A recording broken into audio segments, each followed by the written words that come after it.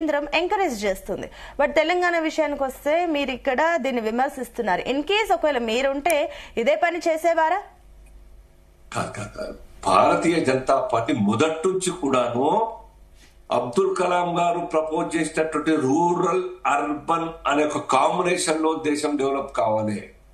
Rural లో కూడా urban amenities జరగాలి, రూరల్ లో కూడా అర్బన్ చదువులు జరగాలి, రూరల్ కూడా అర్బన్ స్థాయి హెల్త్ అండ్ శానిటేషన్ జరగాలి అనే ఒక కాన్సెప్ట్ గొప్ప ఆలోచన.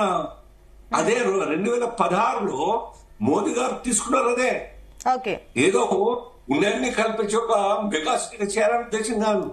ఇక మోదీ గారి గురించి ఏం మాట్లాడతారు సార్ మీరు? శ్రీనివాస్ గారు స్మార్ట్ సిటీస్ అని చెప్పేసి మొత్తం సత్యనాశ చేసిర్రు, స్వచ్ఛ భారత్ అని చెప్పేసి స్వచ్ఛనాశ చేసిర్రు, $90 ఉందండి, మొత్తం దేశం ఎకానమీ అచ్చదిన అని చెప్పేసి నాశనం చేసినారు. ఇక మీరు మోదీ గారి గురించి ఇక్కడ వచ్చేసేసి మీరు మాట్లాడితే ఎట్లా అండి? ఎట్లా మాట్లాడుతున్నారు మీరు చెప్పండి నాకు. వేర్ హావ్ యూ టేకెన్ ఇండియాని ఎక్కడ తీసుకుపోయినారు చెప్పండి మీరు ఒక్కసారి. ఇండియాని ఏ రకంగా మీరు వెనకాలకి నెట్టిర్రు, ఇన్ఫ్లేషన్ ఏ రకంగా పోయింది, అన్ఎంప్లాయ్మెంట్ ఎక్కడ పెరిగింది, మొత్తం ఈ స్మార్ట్ సిటీస్ అని చెప్పేసి ఈ రోజు ప్రతి ఒక్క చోట సివిక్ ఇష్యూస్, ఇన్ఫ్రాస్ట్రక్చర్ ఇష్యూస్ అట్లనే ఉన్నాయి కదండి.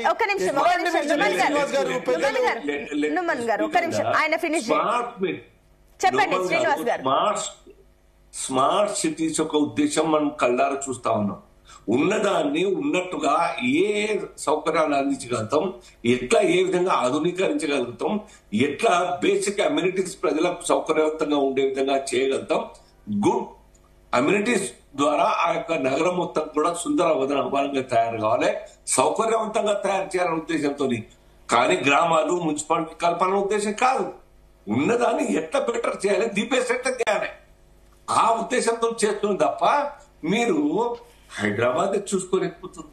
మీరు ఒక్కసారనా బోయినపల్లి దిక్కు లేకుంటే కాప్రా జవహర్ నగర్ దిక్కు ముఖ్యమంత్రి గారు టూర్ చేస్తారు, చూస్తారు ఎప్పుడన్నా? అక్కడి ఎంపీ గారు అనేక మార్లు ధర్నా చేస్తా ఉన్నారు. ఈటల రాజేందర్ గారు జవహర్ నగర్ ప్రాంత వాసులు ప్రజల యొక్క దుర్భరమైన జీవితాలు ఎట్లా ఉంటున్నాయి, ఎట్లా బతుకుతున్నారు అందరు కూడా అవే చేయలేకపోతుంటే ఇంకా మీరంతా కూడా మీరు చేసి చెప్పుకోవడానికి పెద్ద మా హైదరాబాద్ గా చెప్పుకోవడానికి కాకుండా అది మా జిల్లా డివిజన్ అయినాయి, తాలూకా డివిజన్ అయినాయి, మండలాలు కూడా ఇంకా డివిజన్ అయితే ఉన్నాయి. 20 మండలంలో 20 గ్రామాలు ఉంటే 10 గ్రామాలకు మండలం చేస్తా ఉన్నారు చాలా చోట్ల. ఒక నిమిషం అండి శ్రీనివాస్ గారు, ఒక్క నిమిషం సబ్మిషన్ ఉందంటే చెప్పండి, అడిగండి మళ్ళీ తన దగ్గరికి వెళ్ళాలి. ఒకటే విషయం నేను చెప్తున్నాను మేడం. ఎసెన్షియల్లీ ఇక్కడ గ్రేటర్ హైదరాబాద్ లో ఉంటున్న వారు ప్రతి ఒక్కరికి ఈక్వల్ సర్వీసెస్ అందుతున్నప్పుడు ఈక్వల్ టాక్సెస్ కూడా పే చేయాలి. Right? You know what is GHMC equal services ఎక్కడ అందుతున్నాయి చెప్పండి. ఇప్పుడు tell me one thing, 1 acre of land in Serilingampally division లో మీరు తీసుకున్నటువంటి కోకాపేట్ కానివ్వండి, మన రాయదుర్గం జరిగినటువంటి ఏరియా కానివ్వండి, 150 నుంచి 170 కోట్లకి పోయింది. రైట్?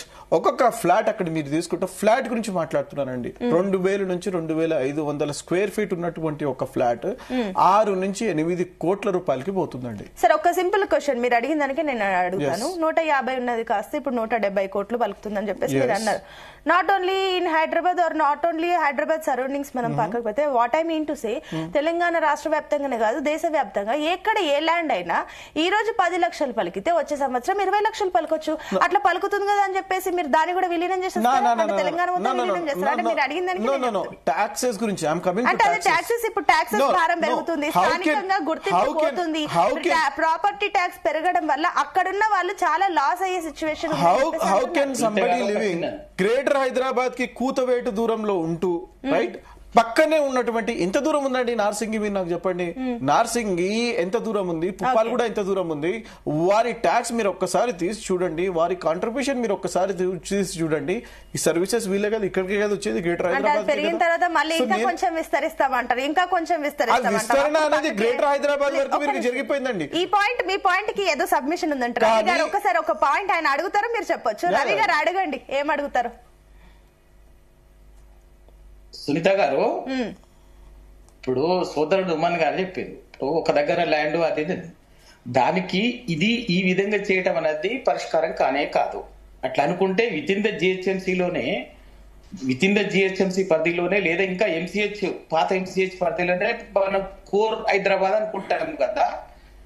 ఒక జూబ్లీహిల్స్ ఏరియాలో ఒక రేట్ ఉంటది ల్యాండ్, అదే ఎల్బీ నగర్కి వచ్చేసరికి లేకపోతే మలక్పేటకు వచ్చేసరికి ఒక రేట్ ఉంటది, వేరియేషన్ ఉంటది. ప్లేస్ టు ప్లేస్ వేరియేషన్ ఉంటది, లొకాలిటీ వేరియేషన్ ఉంటది.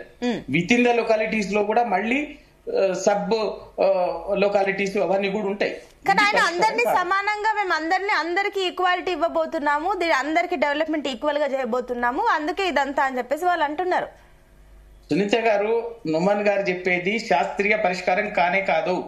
శాస్త్రీయ పరిష్కారం ఇప్పుడు ఉదాహరణకు ఆయన చెప్పింది నార్సింగ్ ఉన్నది.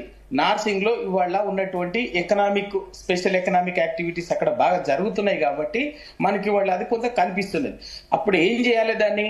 ఆ మున్సిపాలిటీనో అక్కడ ఉన్నటువంటి కార్పొరేషన్ ఎక్కడైతే ఉన్నదో దాన్ని స్పెషల్ కేటగిరీ తీసుకుంటామా, ఎట్లా తీసుకుంటామా, అక్కడ ఉండేటువంటి టాక్సేషన్, అక్కడ ఉన్నటువంటి కౌన్సిల్ ఉంటుంది, దాని ద్వారా అటువంటి బ్యాలెన్స్ చేయాలి. కానీ మొత్తం అందరినీ ఒకటే దగ్గర వేయటం అనేది ఇవాళ ప్రజాస్వామ్యంలో ఇవాళ దేశంలో ఇప్పుడు అర్బన్ మున్సిపాలిటీసే, అర్బన్ లోకల్ బాడీసే రాజ్యాంగ సవరణ 74 ద్వారా వచ్చినాయి.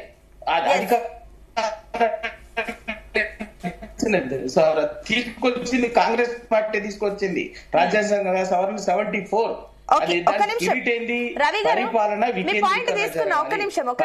వికేంద్రీకరణ జరిగితే ప్రజలకు సేవలు, అదే పాయింట్ అడుగుతున్నాం.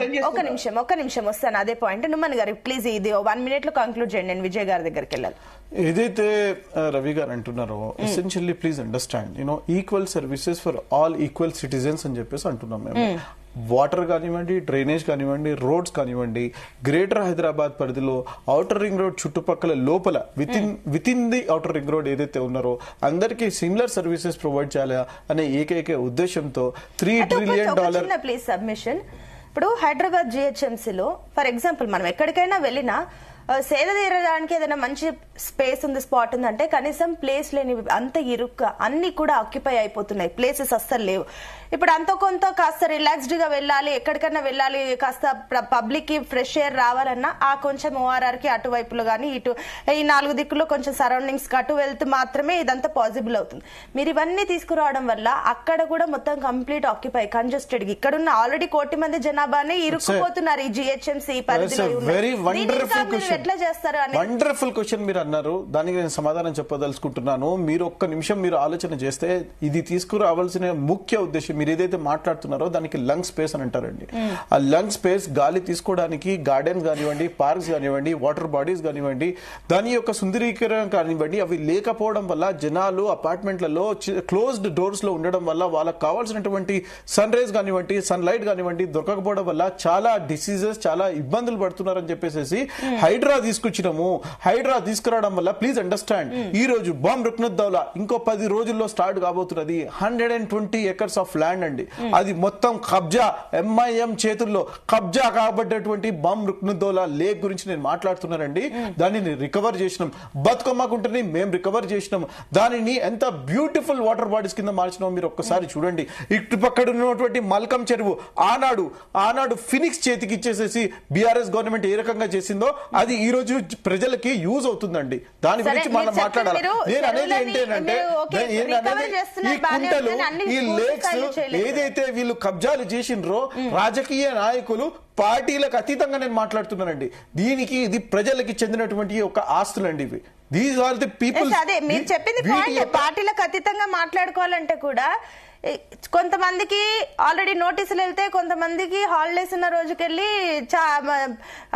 మరీ మధ్యతరగతి గాని రెంట్లు ఉన్న వాళ్ళ పరిస్థితి మరీ దయనీయంగా మార్చేసింది కాంగ్రెస్ గవర్నమెంట్. హైడ్రా గురించి మాట్లాడాలంటే వెళ్ళినప్పుడే అందరూ beautiful job. There are 2 sides of a coin అండి, మీరు అర్థం చేసుకోండి ప్లీజ్.